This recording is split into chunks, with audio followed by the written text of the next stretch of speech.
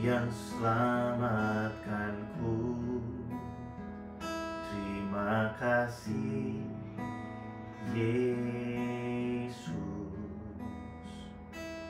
Kau Tuhan yang pulihkanku. Terima kasih.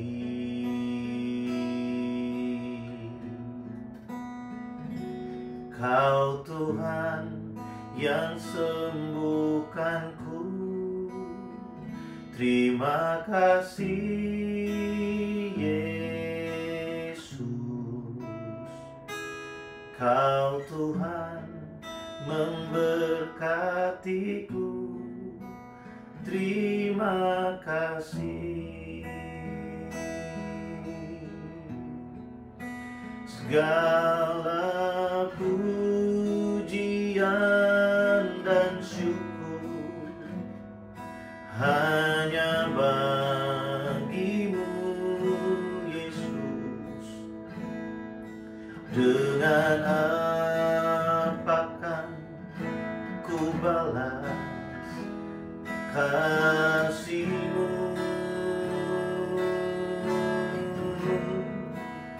Segala hormat kemuliaan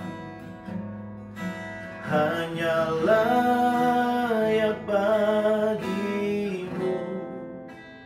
Ku sembah Yesus seumur hidupku. Terima kasih Tuhan. Kau Tuhan yang selamatkanku. Terima kasih Yesus, Kau Tuhan yang pulihkanku. Terima kasih.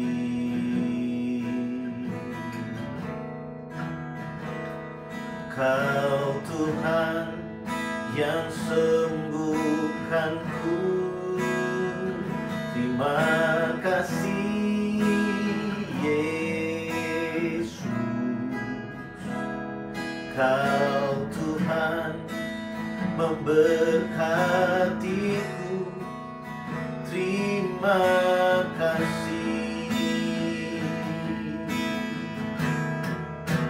Segala pujian dan syukur hanya bagimu Yesus. Dengan apakah ku balas kasih-Mu? Segala hormat kemuliaan hanya layak bagimu. Ku sembah Yesus seumur hidupku.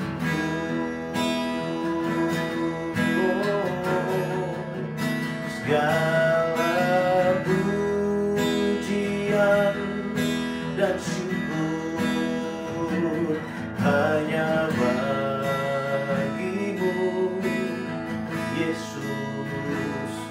Dengan apakah ku balas kasih-Mu? Segala hormat kemuliaan hanya layak bagimu. Ku sembah Yesus seumur hidupku.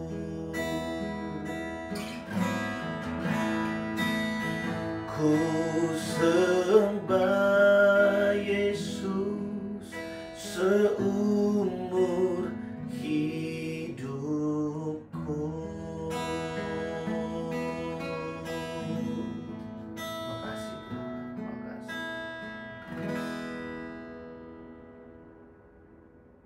Shalom warga kerajaan, selamat pagi. Puji nama Tuhan, kita berjumpa kembali pagi hari ini dalam breakfast. Kita memasuki minggu yang pertama di bulan yang baru. Ya, memang hari ini masih tanggal 31 Juli, tapi kita sudah memasuki bulan yang baru di esok hari. Jadi kita akan belajar untuk tema yang baru di bulan Agustus ini, yaitu tentang love one another. Tapi khusus untuk program breakfast, saya akan berbicara buat setiap kita. Paling tidak dalam beberapa minggu ini, kita akan membahas tentang nama-nama Allah atau predikat Allah dalam Alkitab. Saudara, kita tahu bahwa dari pengenalan akan Tuhan, kita akan memberikan satu predikat atau nama kepada Allah yang sesuai dengan apa yang kita alami. Dan kita akan mengenal Allah, bahwa dia adalah Allah yang memiliki banyak predikat. Predikat-predikat Allah ini adalah sifat-sifat Allah dalam kehidupan kita. Bagaimana dia adalah Allah yang menyembuhkan, dia adalah Allah yang menjadi sumber damai sejahtera, dia adalah Allah yang menjadi sumber segala kekuatan yang kita butuhkan untuk kita dapat mengasihi dia, untuk kita dapat hidup sehari-hari. Ya, dialah Tuhan yang kita sembah dan yang kita muliakan. Nah, saudara, kita akan belajar mulai dari kitab Perjanjian Lama.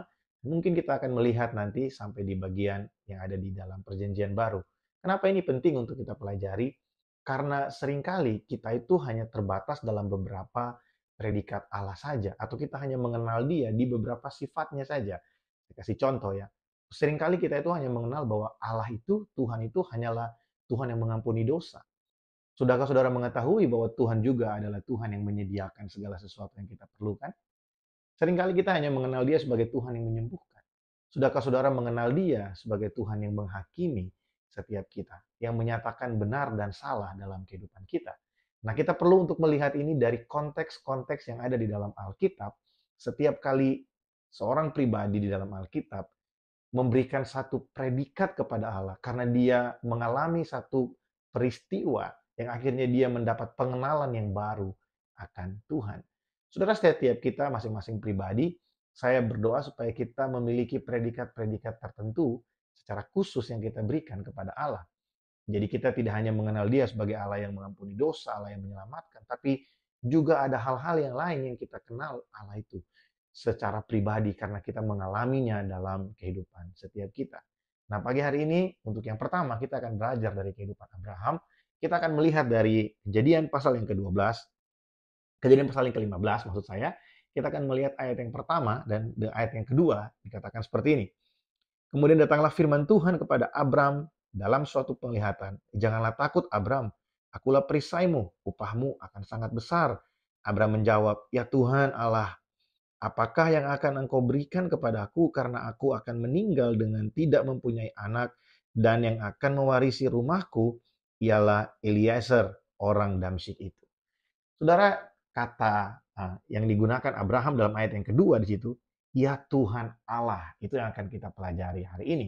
Saudara, saya kasih sedikit konteksnya dari cerita ini bahwa peristiwa ini terjadi ketika Tuhan memanggil Abraham keluar dari tanah Ur Kasdim. Ya, di situ namanya masih Abram. Dia belum mengganti nama menjadi Abram. Tuhan belum memberikan nama yang baru buat Abram pada saat itu. Nah, ketika itu umur Abram sudah sangat tua sekali dan juga istrinya juga sama. Dan secara biologis mereka sudah tidak mungkin memiliki keturunan. Dan kemudian karena Tuhan sudah memanggil Abram keluar dari tanah Ur Kasdim dan Tuhan berjanji bahwa dia akan memberkati Abram berlimpah-limpah dan dia juga berjanji bahwa dia akan memberkati keturunan-keturunannya.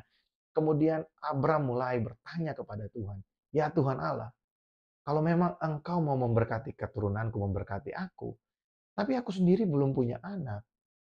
Nah, dalam pengalaman inilah ketika Abram diperhadapkan dengan janji Tuhan yang seolah-olah tidak masuk akal buat dia, yang seolah-olah tidak bisa dia terima dengan akal pikirannya sendiri. Tapi Abram percaya kepada Tuhan dan akhirnya dia berkata, "Ya Tuhan Allah." Dalam bahasa aslinya di sana digunakan kata Yahweh Elohim. Dia memanggil Tuhan itu sebagai Tuhan yang berkuasa atas janji-janjinya. Tuhan yang memegang perjanjiannya. Saudara, buat orang Yahudi, mereka tidak akan pernah dengan sembarangan menggunakan kata Yahweh, yang biasa kita kenal dengan tulisan YHWH. Saudara, itu artinya kata Yahweh sendiri, kata Tuhan yang ditulis dengan kata dengan kata itu, dengan kata YHWH, itu merujuk pada satu arti, yaitu the God of Covenant. Tuhan yang berkuasa atas perjanjian. Tuhan yang berjanji. Dan janji yang di situ bukan diartikan sebagai promise atau sekedar janji biasa. Tapi di sana menggunakan kata covenant, suatu perjanjian yang nilainya lebih tinggi dari sekedar promise. Satu perjanjian yang harus ditepati, satu perjanjian yang pasti terjadi, seperti ikatan suami istri, saudara. Itu adalah covenant. Nah, Tuhan adalah Tuhan atas perjanjian. Dia bukan hanya Tuhan yang mampu untuk berjanji, tapi dia juga Tuhan yang mampu untuk melaksanakan setiap janji-janjinya. Waktu Abraham berhadapan dengan janji Tuhan yang tidak sesuai dengan apa yang dia pikirkan, karena dia tahu secara manusia nggak mungkin dia bisa punya anak lagi, tapi dia percaya kepada Allah dan dia berkata, Tuhan, Engkaulah Allah atas perjanjian. Dia berkata, ya Tuhan Allah, ya the God of Covenant, aku percaya bahwa Engkau akan memberikan kepadaku seorang keturunan. Seringkali ini kita lewati waktu kita membaca Alkitab, atau mungkin waktu kita mendengarkan khotbah, jarang sekali ini dibahas, saudara. Karena sebenarnya dari pengakuan-pengakuan Abraham dalam tulisan, memang di bahasa Indonesia ini nggak jelas, karena kita melihat di bahasa Indonesia hanya diterjemahkan ya Tuhan Allah. Kita sering melihat ada perbedaan, ada kata Tuhan yang ditulis dengan huruf besar semua, ada kata Tuhan yang ditulis hanya huruf T-nya saja yang besar, ada kata Allah yang ditulis huruf besar semua, ada kata Allah yang ditulis dengan huruf A-nya saja yang besar. Tapi kalau kita belajar dengan konteks dari kata per kata yang digunakan dalam bahasa aslinya, kita akan mengerti bahwa kenapa Abraham disebut Bapa orang beriman. Karena sejak pertama kali Abraham dipanggil oleh Allah keluar, dia sudah memiliki satu pengenalan akan Tuhan. Dia sudah mengalami bahwa Tuhan itu adalah Allah yang berkuasa atas perjanjian. Saudara, waktu Abraham keluar dari tanah Ur sampai ke tempat Tuhan berbicara kepada dia di pasal yang ke-15 ini, Abraham sudah mengalami pemeliharaan Tuhan. Dan oleh sebab itu, waktu Abraham berkata, ya Tuhan Allah, oh Yahweh, Yahweh Elohim, dia tidak hanya memanggil itu secara kiasan, tapi dia menunjukkan kepercayaannya kepada Tuhan, bahwa Tuhan, Engkau bukan Tuhan yang hanya berjanji, tapi Engkau juga pasti akan menggenapinya dalam kehidupanku. Saudara, biarlah kita juga memahami hal ini, bahwa Tuhan yang kita sembah, dia adalah Yahweh Elohim. Dia adalah Allah atas perjanjian. Dia adalah Allah yang berjanji, tapi tidak hanya berjanji, tapi dia juga menggenapi apa yang dia janjikan dalam kehidupan kita. Jangan meragukan janji Tuhan, saudara. Mungkin janji Tuhan tidak seperti yang kita bayangkan. Mungkin janji Tuhan itu buat kita nggak masuk akal. Tapi bukan soal apa yang dia janjikan, tapi soal siapa yang berjanji. Dia yang berjanji adalah God of Covenant. The God of Covenant.